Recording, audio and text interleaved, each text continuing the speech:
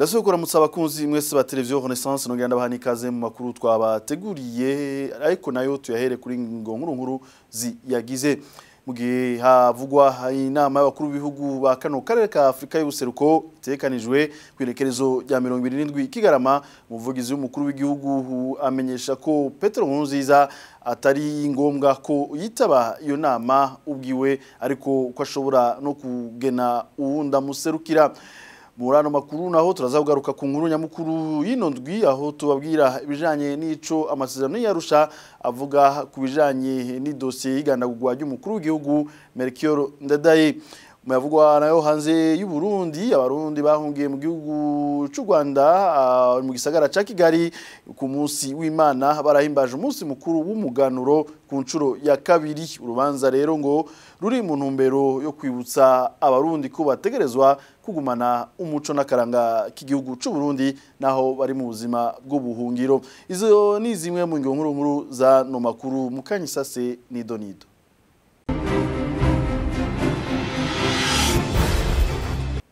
Ndasubiye kuba ikaze murano makuru. Umukuru w'igihugu ngo si ngombwa ko ari we yo kwitaba inama itegekanijwe kuwa 27 Kigarama uno mwaka ngo ashobora kugena umuserukira.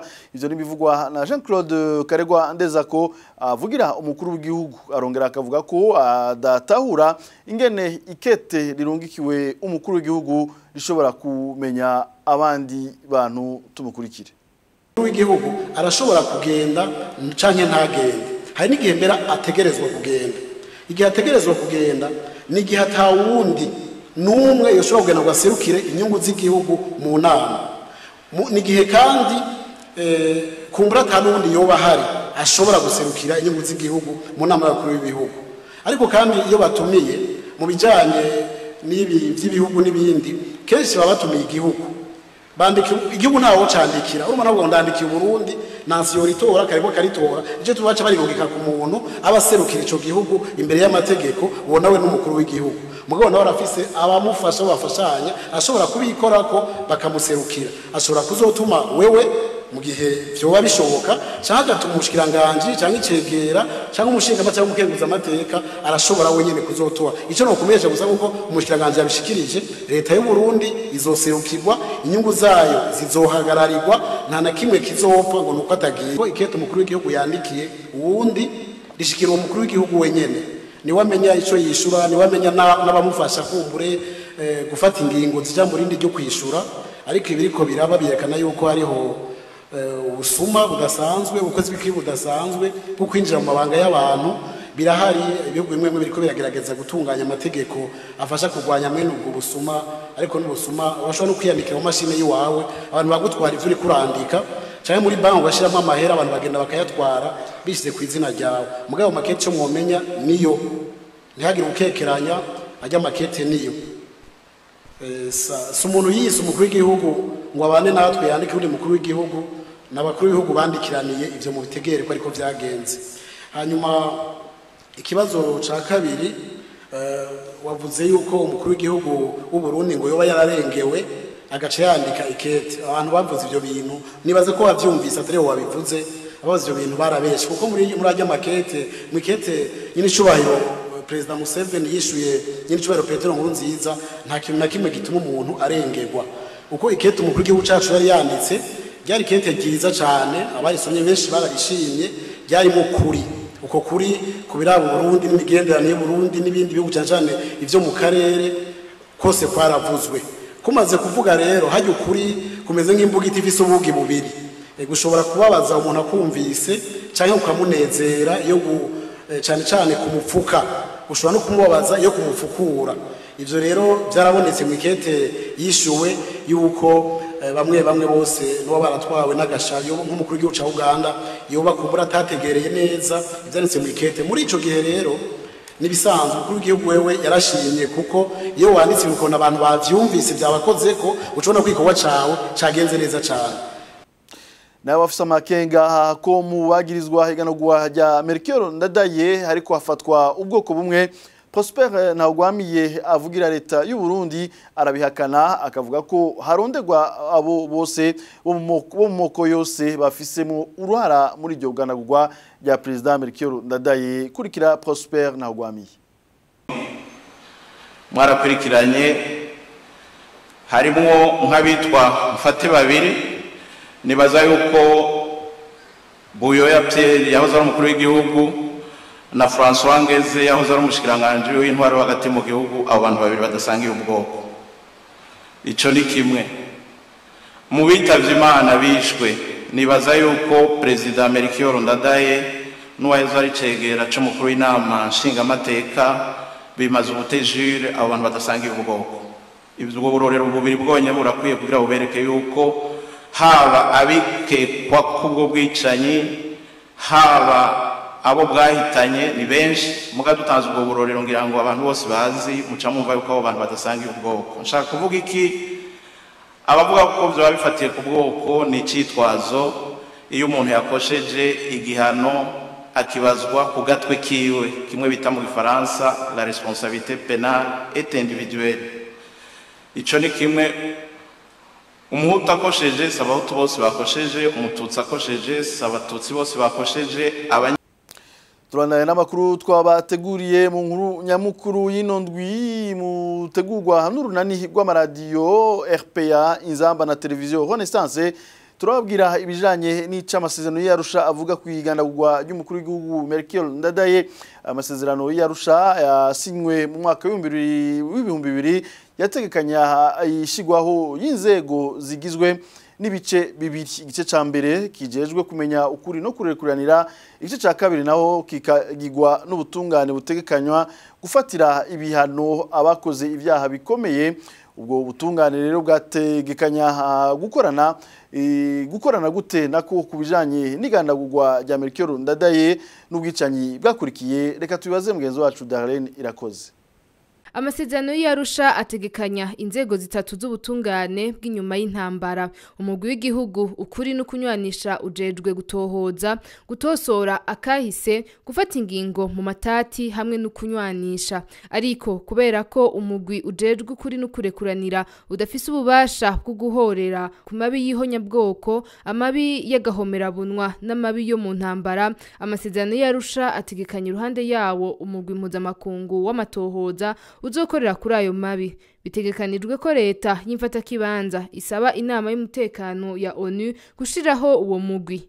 Uwo mugwi ujejwe bwa mbere gutohoza no gushira habona ivyabaye. Ubwa kabiri uyo mugwi ujejwe kuvuga ubwoko bw'ayo mabi ukadoma ko urutoke abayakoze, ugaha icegeranyo inama y'umutekano wa ONU. Hanyuma ubwa nyuma uyo mugwi ukaba uzokoresha ivyegeranyo bihasanzwe ubikoranije n'icegeranyo c'umugwi mpuzamakungu w'amatohoza ya ONU bo mu 1996. Mu gihe ico cegeranyo rero covuga ko habayeho ihonyabwoko, amabi yo mu ntambara canke ayandi mabi y'agahomerabunwa, akarongo ka 11 k'iyo ngingo nyene kavuga ko ico gihe leta y'u Burundi icisaba inama y'umutekano ya ONU gushiraho sentare mpuzamakungu mpanavyaha ijejwe guca imanza no guhana abakoze ayo mabi. Darlene Irakoze arakenuye. Yitwa rya President Melchior Ndadaye n'ihorihori ryakurikiye byari mu madosiye yategerezwa kwigwa n'ubutungane bw'inyuma y'intambara. Leonidas Atungimana yahoze ari umunywanyi w'umugambwe CNDD-FDD igihe c'amasezerano y'Arusha aribuka uko byategekanywa muri ayo masezerano. Tumukurikire. Kubera izinjyana n'Uburundi bwakiyemwo usanga ari ubuhererekane, hari hasabwe ko leta yonyene ishobora kubanza gusaba inama nkuru y'umutekano ya ONU yuko yoshiraho umugwi mpuzamakungu wotohoza ku byabaye byose mu Burundi, ukaraba nimba harimwo ibibazo by'ihonyabwoko, hari ibibazo by'ibyaha byo mu ntambara canke ibibazo by'ibyaha by'agahomerabunwa. Ivyo navyo bikaba bitagira ikigongwe. Hama basanze birimwo, leta igasaba ishiramwe mpuzamakungu ONU gushinga sentare mpuzamakungu yocira imanza abarundi kuri ivyo vyaha. Hategezwa guca hajaho rero umugwi ujejwe kumenya ukuri no kurekuranira witwa CVR. Uwo nawo ukaba wari ujejwe kuraba ingene kahise k'Uburundi ko kwandikwa neza atamahinya arimwo, ukagira n'amatohoza ku byabaye byose kuva Burundi bwikukira gushika ayo masezerano asinywa, aho naho kumva ko n'iby'urupfu n'ubwicanyi bwabaye ku mukuru w'igihugu yereco. Naho biruko rero ishami rimwe ry'ubwo butungane rikirindiriwe ntivyabujije ko leta y'Ibujumbura isohora imitahe irondeza bamwe mu bakekwa kuba baragandaguye President Melchior Ndadaye. Icaha kiri mu vyari bitekanijwe kwigwa mu bijanye n'ubutungane bw'inyuma y'intambara na cyane ishami rya kabiri. Frederic Banvuginyumvira yahiti yatwara umugambwe wa Ndadaye naho ashigikiye ko ubutungane bukora, abona ko bidakwiye ko bukora kuri bamwe. Tumukurikire. Bari navuze ko urubanza rwa Ndadaye badashobora kurujana muri CVR kuko bari rusanzwe muri sentare, kuko aho baruca hagafatwa abantu bato twari twavuze ko gukunguruzwa kandi rwarungurujwe kugira ngo hamenyekane abantu bose bari muri iyo dosiye. Ikibazo nanje nagize ni kubona ari uyu munsi bazanye iyo dosiye kandi ari bo nyene bivugira ko ico kibazo coja muri CVR. Ni kuvuga ico kibazo kirizanye kurikirana ivyaha byose vyakozwe, ntiwofata bamwe, wofata bose, abishe Ndadaye, abishe abanyagihugu, abo rero babwirizwa kuba bo kurikiranywe nabo, hanyuma n'abarya abantu bose bishwe za Bugendana, za Teza, za Buta, bajya bose babwirizwa kurikiranwa hakamenyekana uwakoze iryo bara. Tuandanye n'amakuru twabateguriye. Impunzi z'abarundi bahungiye mu gisagara ca Kigali ni mu gihugu kibanyi cy'u Rwanda ku munsi w'Imana igerekezo rya 16 Kigarama barahimbaje umunsi mukuru w'umuganuro ku ncuro ya kabiri hari mu kigo Oasis of Peace kiri muri ico gisagara ca Kigali. Uyo munsi mukuru ukaba wateguwe n'amashirahamwe y'ugwaruka rw'abarundi ruba mu gihugu cy'u Rwanda mu ntumbero yo kwibutsa abarundi naho bahunze ko bategerezwa kugumana umuco n'akaranga k'igihugu cy'u Burundi. Inu nkuru twayiteguriwe na mugenzi wacu Rodrigue Ndikumwami.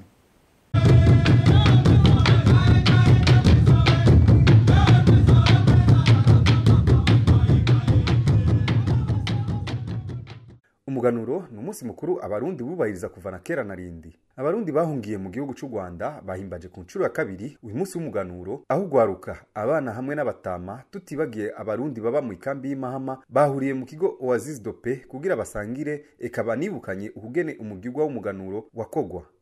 Daniel Ngendakumana ni umwe mu bateguye uyu munsi mukuru, aratubwira icyatumye biyumvira iki gikorwa. Icyatumye dutunganya iki gikorwa twarafasha akanya ko kwiyumvira ibibazo abarundi dufise kino gihe.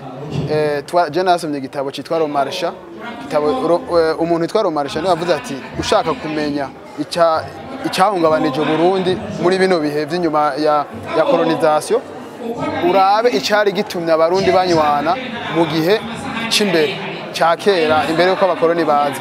Twararavye rero dusanga abarundi ikintu cyari kiba cyatuma batera imbere canke babana neza bwari ubumwe bari bafise mu migenzo n'imigirwa myinshi yari ihari. Umugirwa wa mbere wari uhari wari ukomeye wari umuganuro, niwo wahuza abarundi bose. Twere muri kino gihe nk'abarundi turakeneye ubumwe mu byo dukora, ubumwe mu byumviro, ubumwe mu migambi, atabumwe nta terambere. Niho rero nka twebwe twahunze mu bibazo turimo, mu rugamba tuba turimo, turagira ibibazo iyo gihe atabumwe dufise.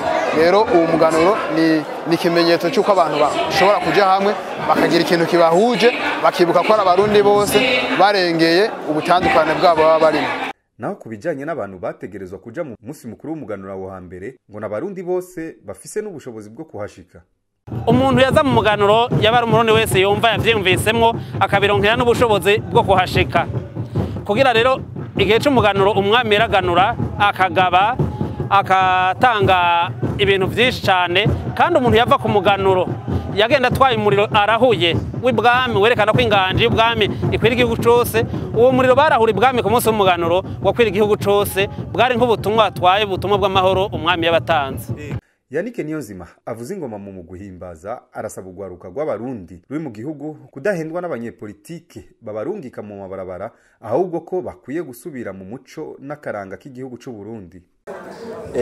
Icyambere na mbere nuko kubona ugwaruka rwo mu Burundi ruri mu bintu bitabafitiye akamaro, bari mu bintu byo kuja mu mabarabara.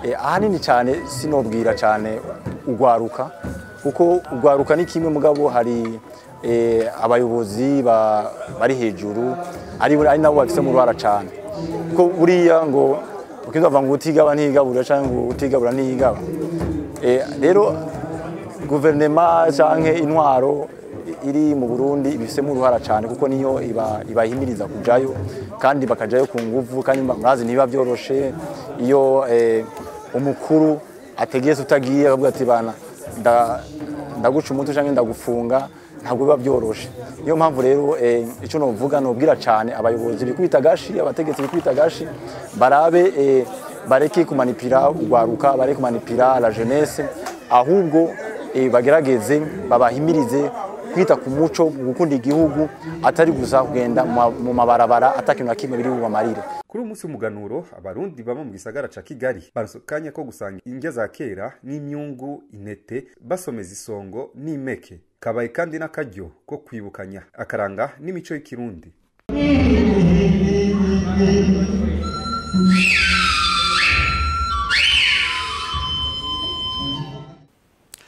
Tukivuga ibivugwa muri ico gihugu kibanyi cy'u Rwanda, igisirikare cy'u Rwanda kivuga ko abantu babiri bishwe mu gitero cakozwe n'abantu bataramenyekana mu manuko bw'igihugu aho gihana urubibe n'u Burundi hari mu ijoro ryo ku munsi wa gatandatu. Itangazo ryasohowe n'ubushikiranganje bwo kwivuna abansi rivuga ko ico gitero cabereye muri segiteri ya Citabi akarere Nyamagabe aho imodoka zitatu zatwara abantu zarashwe abandi bantu 8 bagakomereka. Umuvugizi w'igisirikare cy'u Rwanda Lieutenant Colonel Innocent Munyengango akaba yavuze ko baciye bakurikirana abakoze ico gitero bahungiye mu ishamba rya Nyungwe. Yongeye aravuga ko bari bamaze iminsi bitegereza uko ako karere ati bari bazi ababikoze. Akaba yemeje ko umutekano muri kino gihe wagarutse aho habereye ico gitero. Amakuru tuyabandanize mu yavuga muri Republika Iharanira Demokarasi ya Kongo mu gihe hasigaye indwi imwe ngo habe amatora y'umukuru w'igihugu haribonekeza kudacana wakagati y'abatavuga rumwe na leta. Felix Tshisekedi afata ko Martin Fayulu yabaye nta hofatwa kubona ahamagarira abanywanyi biwe kudahirahira ngo basibe kuja mu matora uko azobatunganije kose. Tubibaze mugenzi wacu Thierry Bigirindavye.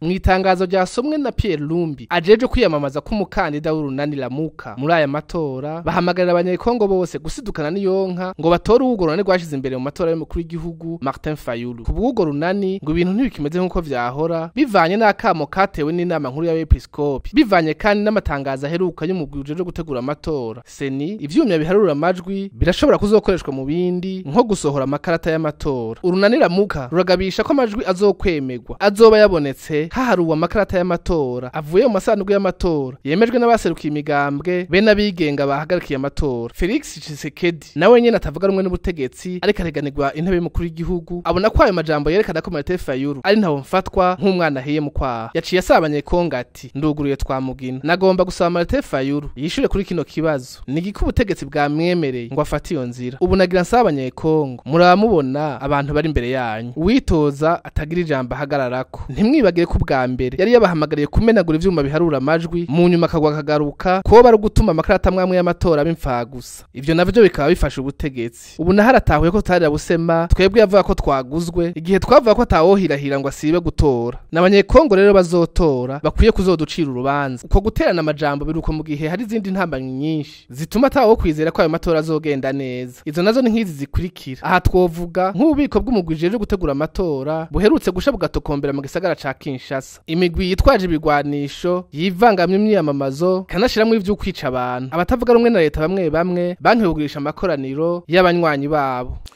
Thierry Bigirindavye arakenuye ni hano cyo suzama makuru twako turabashikiriza kana bashimire mwese mwadukurikiye naho utaha.